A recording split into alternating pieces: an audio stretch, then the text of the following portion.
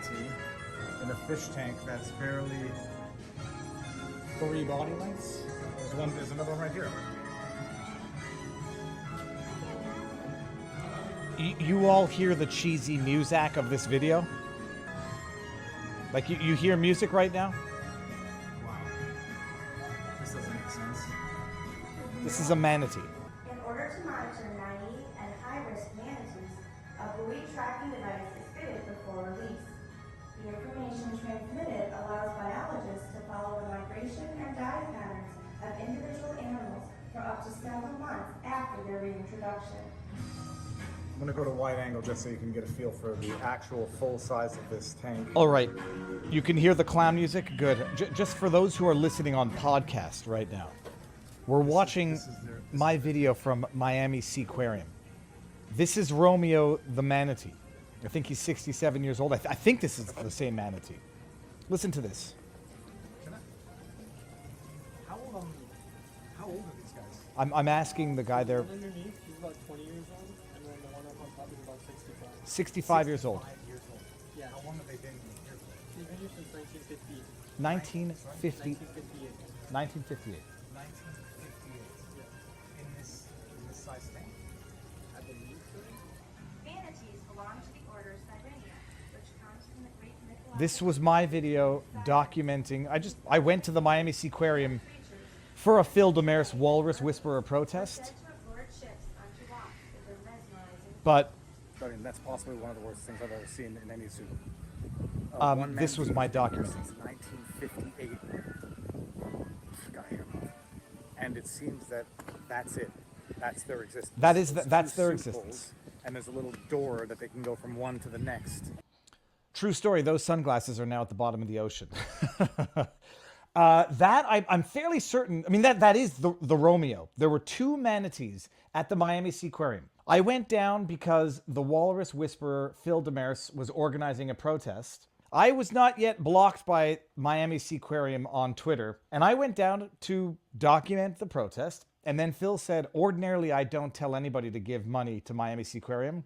Go in there and look at it. I had never been there before. I tend to like zoos and aquariums to the extent they don't have higher order animals that look miserable. I remember going to the, I want to say the Bronx Zoo. It was definitely in New York. And we were there with my kids. There were animals in there. They looked so bloody depressed. There was a zebra, not a zebra, the one with the neck, the giraffe, in an enclosure. I mean, it's the size of a big classroom. The backdrop was a palm tree savanna painted on a brick wall. And I'm like, this is miserable. We were at another zoo, I forget where. There was a bear that looked so depressed, I kept the kids out of the enclosure. Preservation, fine. You know, helping injured animals that can't be released to the wild, fine. But we know what goes on when you start to market animals in captivity. Oh, there was an animal that was injured. It can't go back to the wild. How did it get injured? Don't ask. I got blocked by Miami Seaquarium shortly after making that video. Phil Damaris, who, stay tuned, will be doing another, I think, in-person interview because he's coming down to Florida for another event, sent me an article in the Daily Mail about Romeo at the Miami Seaquarium in captivity.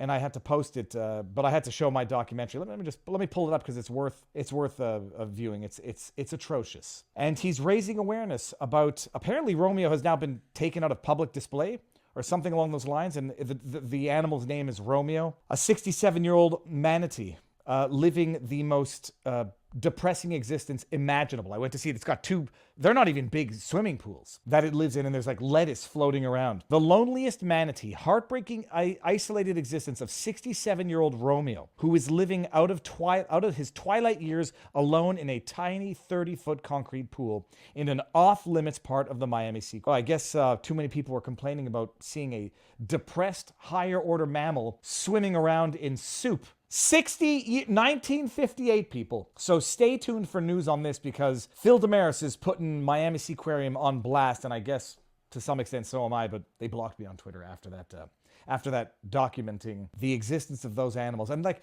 there are considerations with, predatory animals that you can't release an orca just like that into the wild if it doesn't have a pod, if it's forgotten how to hunt. I'm not a marine biologist. I'm not a doctor. And heck, I don't even give legal advice, but I don't know what would be required in order to release a sea cow back into the ocean. Manatees, for those of you who don't know, they're called sea cows because they're big, fat, not stupid animals, very intelligent animals, very social animals.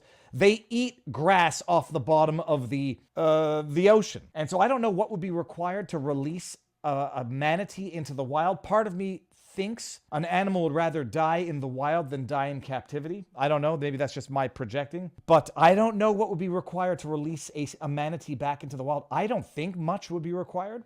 Thing's not going to forget how to eat grass off the bottom of the ocean. Maybe it won't be as aware of boats, but manatees, generally speaking, are not that aware of boats, or at least not responsive to boats. They get hit by them all the time. So that's it. Stay tuned for that.